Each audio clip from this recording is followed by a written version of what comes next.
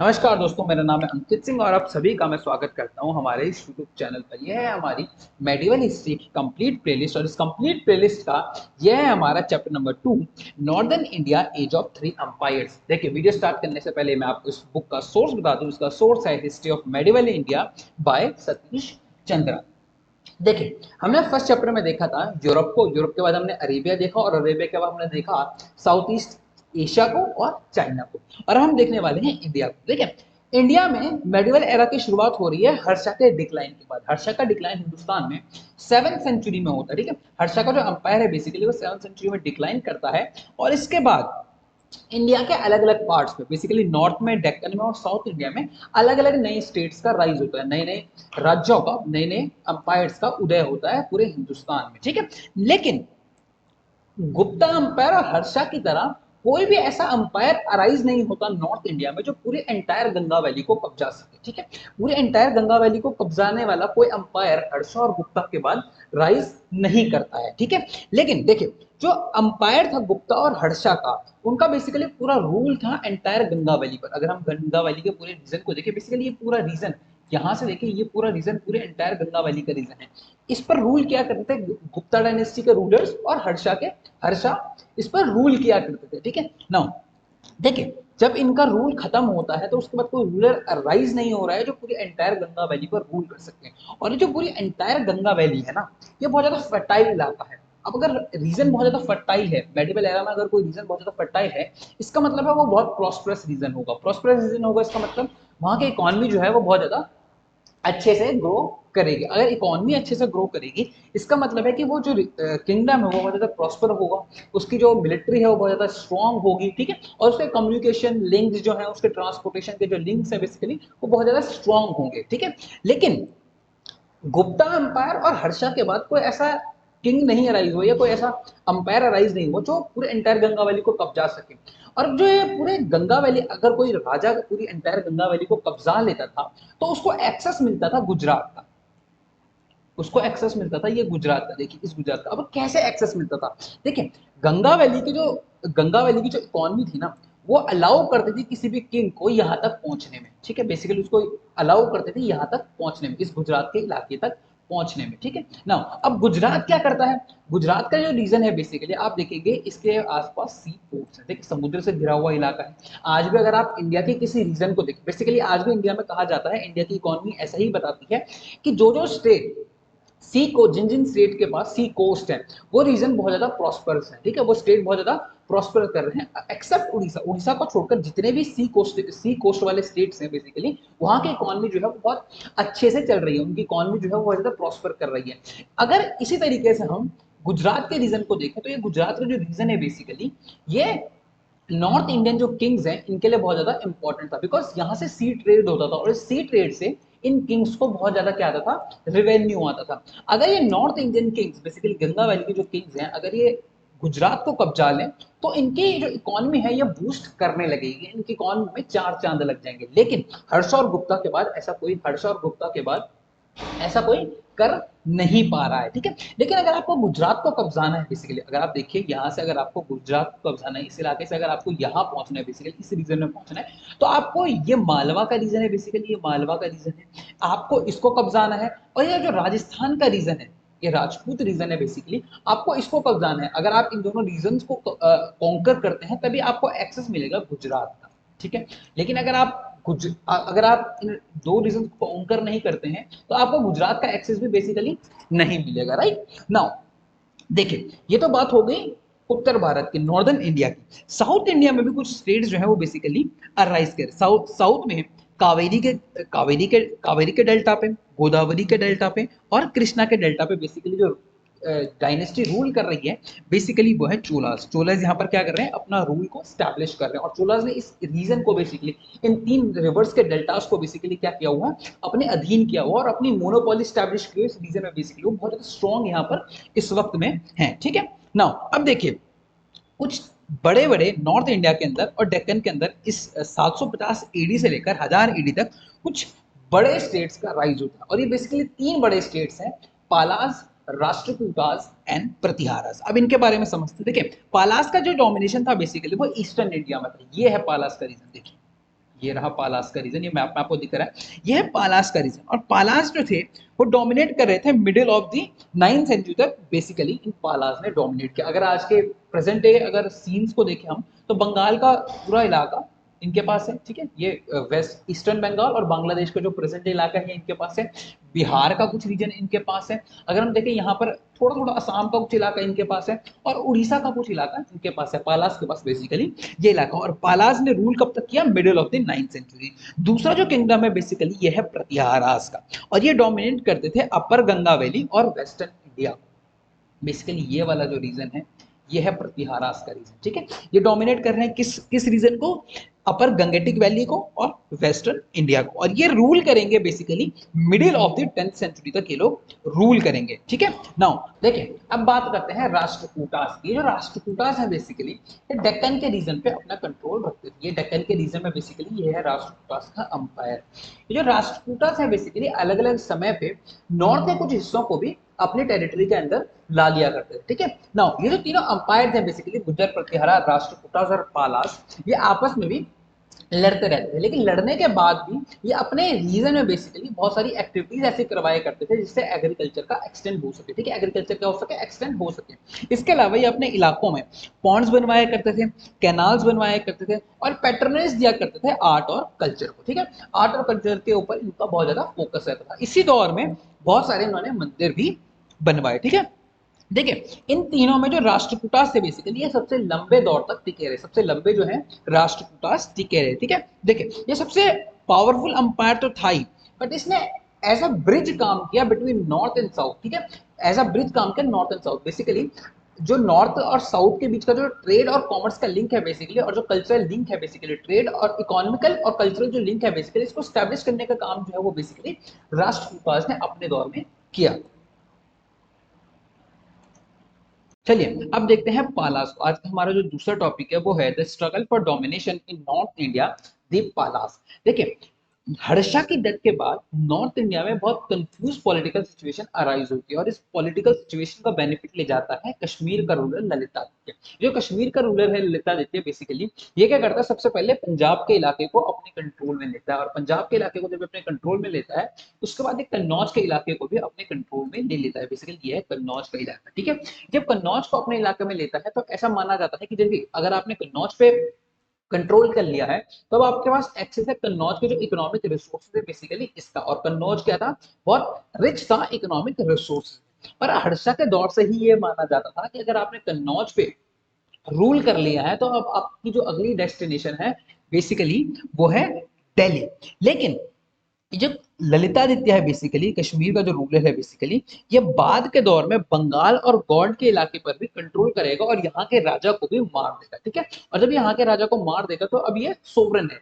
लेकिन इसके बाद क्या होता है कि पालास और जो गुज्जर प्रतिहारास हैं इनके राइज के बाद इसकी जो पावर है उसको ये खत्म कर देते हैं। पालास और जो प्रतिहारा हैं ये इसकी पावर को बैलेंस करने की कोशिश करते हैं, और यहां से राइज होना शुरू होता है पालास का, ठीक है। नाउ अब देखिए, जो पालास और प्रतिहारास है ना बेसिकली ये आपस में लड़ते रहते थे, और इनके बीच जो लड़ाई का रीजन था ना बेसिकली, ये किस रीजन के लिए लड़ते रहते थे, बेसिकली बेसिकली ये प्रयागराज और ये वाराणसी, वाराणसी से लेकर ये बिहार तक के रीजन के लिए आपस में लड़ते रहते थे, ठीक है। और ये जो बेसिकली प्रतिहारास हैं ये राष्ट्रकूटास से भी सेम टाइम पे लड़ते रहते थे। देखिए, प्रतिहारास जो है बेसिकली एक ही टाइम पे पालास से भी लड़ रहे हैं, पालास से ये किस रीजन के लिए लड़ रहे हैं, वाराणसी से लेकर बिहार के रीजन के लिए भी लड़ रहे हैं, और ये जो प्रतिहारास हैं ये राष्ट्रकूटास से भी नर्मदा वैली के इलाके में बेसिकली लड़ रहे हैं, ठीक है। नाउ अभी जो पाला अंपायर है बेसिकली इसको फाउंड करता है गोपाला, ठीक है। इसका नाम है गोपाल, ये गोपाल जो है इसका फाउंडर है, और प्रोबेबली 750 एडी के अंदर, 750 750 एडी के अंदर ये इसको स्टैब्लिश करता है, ठीक है। स्टैब्लिश कैसे करता है, देखिए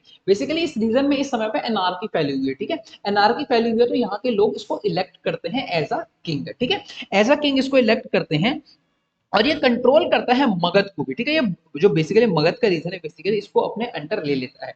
ये जो बेसिकली गोपाला है ना, ये किसी रॉयल फैमिली से नहीं है, ठीक है। ये किसी रॉयल फैमिली से नहीं है, ये एक नॉर्मल सोल्जर था, और बाद में ये क्या बन जाता है, किंग बन जाता है।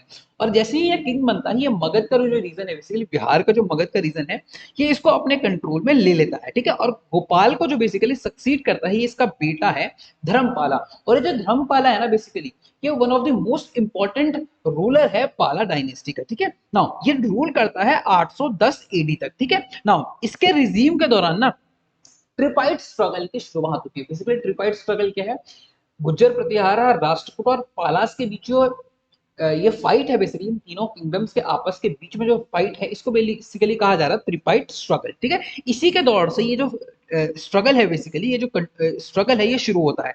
और ये तीनों किस चीज के लिए स्ट्रगल करते थे, बेसिकली कन्नौज और नॉर्थ इंडिया के लिए, ठीक है। ये तीनों आपस में किस रीजन के लिए लड़ते थे, बेसिकली कन्नौज और जो नॉर्थ इंडिया का जो फर्टाइल रीजन है, बेसिकली ये इसके लिए आपस में लड़ते रहते, ठीक है। नाउ प्रतिहारा का जो रूलर था, बेसिकली इसने क्या किया कि जो गॉड का रूलर है, डिसाइड किया कि इस पे अटैक करेगा, ठीक है। जो प्रतिहारा रूलर है, बेसिकली इसने डिसाइड किया कि जो गॉड का रीजन है और बंगाल का रीजन है, बेसिकली इस पर ये क्या करेगा, कंट्रोल करने की कोशिश करेगा। बेसिकली बंगाल का जो रीजन है इसको ही गॉड कहा जाता है। तो ये प्रतिहारा रूलर है, बेसिकली डिसाइड करता है कि गॉड के रीजन पर अटैक करेगा। लेकिन क्या होता है कि राष्ट्रकूटा का एक रूलर है जिसका नाम है ध्रुव। ये ध्रुव क्या करता है कि ये जिससे पहले ये राष्ट्रकूटास हैं, बेसिकली सॉरी जो प्रतिहारास हैं ये वहां पहुंच सके, जो राष्ट्रकूटास का रूलर है ध्रुव, ये क्या कर लेता है, इसको हरा देता है। और हराने के बाद क्या करता है, जो राष्ट्रकूटा का जो रूलर है, बेसिकली ध्रुव, ये खुद नीचे आ जाता है और इससे एक्सटेंशन मिल जाता है पालास के रूलर धर्मपाला को, ये एक्सीड कर सके अपने रूल को फ्रॉम बंगाल, बेसिकली यहां से ये अपने रूल को एक्सीड कर सके यहां तक, ठीक है ना। अब क्या होता है कि जैसे ये पालास का जो रूलर है, बेसिकली अपने रूल को एक्सटेंड करता है फ्रॉम कन्नौज से आगे पंजाब के इलाके में अपने रूल को ले जाता है, तो क्या होता है कि जैसे ये यहां तक एक्सटेंड करता है, इसके बाद ये एक जो है बेसिकली एक सभा ऑर्गेनाइज करता, और इस सभा में जो है बेसिकली रूलर आते हैं पंजाब के और राजस्थान के। अब बेसिकली इसने कन्नौज तो कब्जा लिया है, कन्नौज कब्जाने के बाद इसने ये एक सभा बुलाता है, जिस सभा में कौन आते हैं, पंजाब के रूलर आते हैं और राजस्थान के, ईस्टर्न राजस्थान के कुछ रूलर्स आते हैं इसकी सभा में।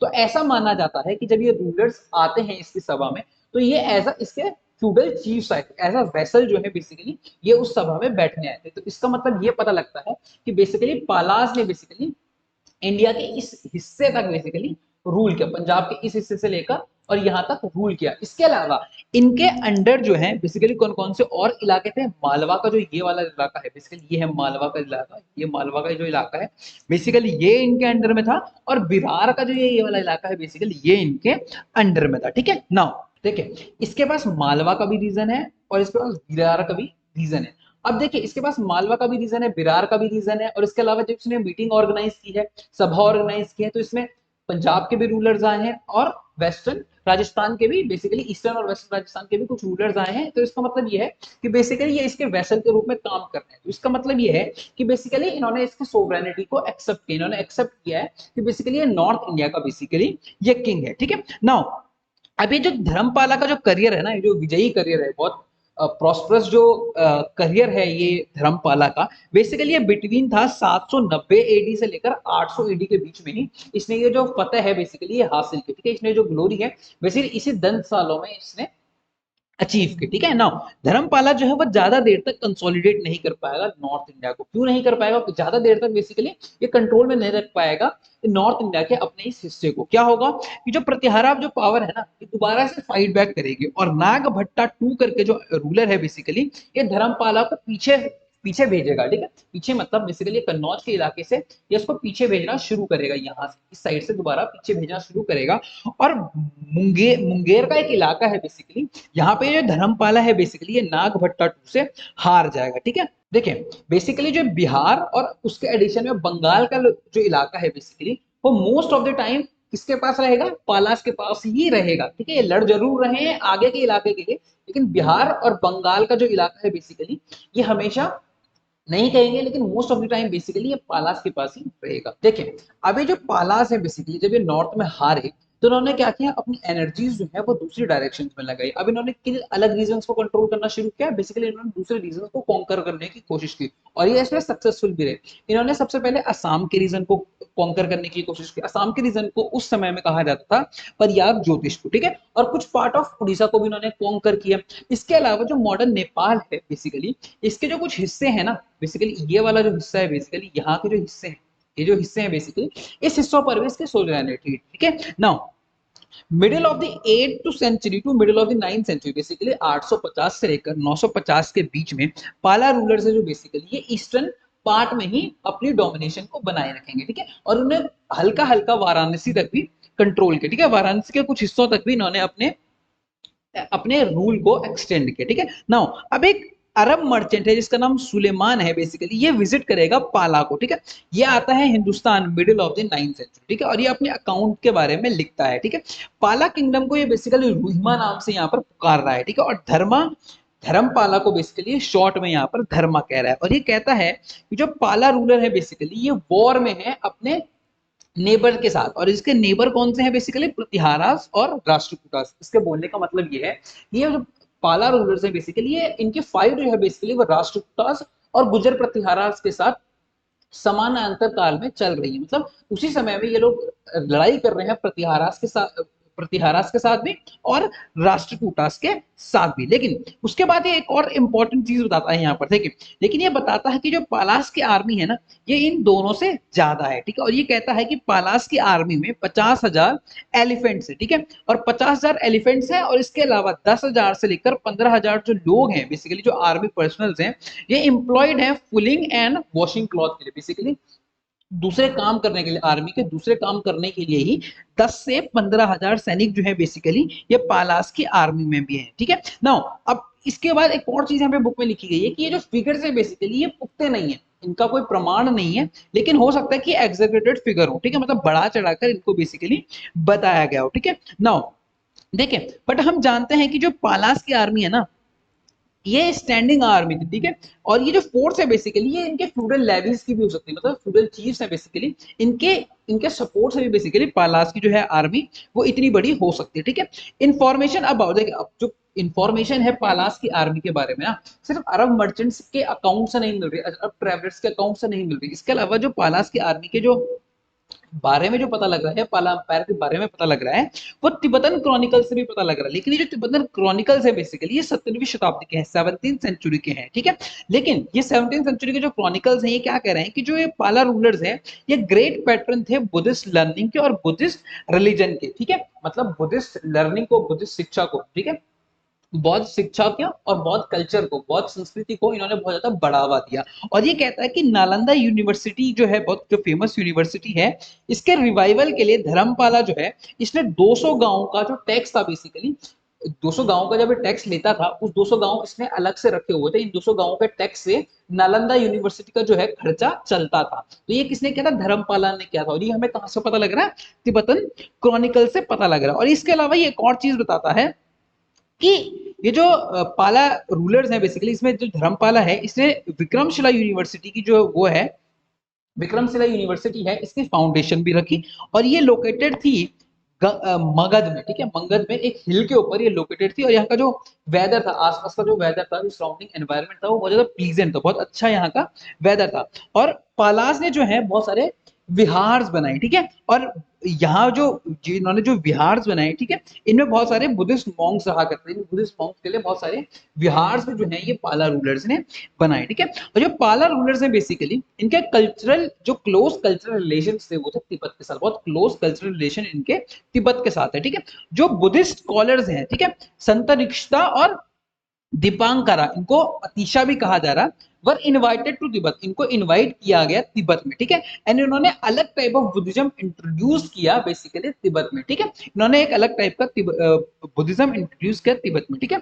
नाउ इसके अलावा Tibetan Buddhist flock to the universities of Nalanda and Vikramashila for the study, जो बेसिकली तिब्बतन बुद्धिस्ट थे, ठीक है, ये स्टडी के लिए आया करते थे, पढ़ने के लिए आया करते थे नालंदा और विक्रमशिला यूनिवर्सिटीज में, ठीक है। नाउ ये जो पालास थे ना ये सपोर्टर थे बुद्धिज्म के भी, ठीक है, इन्होंने सपोर्ट किया बुद्धिज्म को भी, ठीक है। नाउ दे ऑल्सो, इन्होंने जो अपना सपोर्ट है वो एक्सटेंड किया सैविज्म को और वैष्णविज्म को, बेसिकली शैववाद और वैष्णववाद को भी इन्होंने अपना सपोर्ट एक्सटेंड किया। ये सपोर्ट किस किस को दे रहे हैं बेसिकली? एक अपने रूल में आने वाले हर कल्चर को क्या कर रहे हैं? सपोर्ट कर रहे हैं बेसिकली, ठीक है। हर रिलीजन को बेसिकली सपोर्ट दे रहे हैं। इन्होंने बुद्धिज्म को तो दिया ही है, बुद्धिज्म के लिए पेट्रोनिश के लिए इन्होंने बहुत सारा काम किया ही किया। इसके अलावा शैववाद और वैष्णववाद के लिए भी इन्होंने बहुत सारा काम किया, ठीक है। देखिए ये जो पालाज है ना इन्होंने ब्राह्मण्स को भी लैंड ग्रांट दी, और ये ब्राह्मण्स जो है बेसिकली नॉर्थ इंडिया से माइग्रेट करके बंगाल के इलाके में आए थे।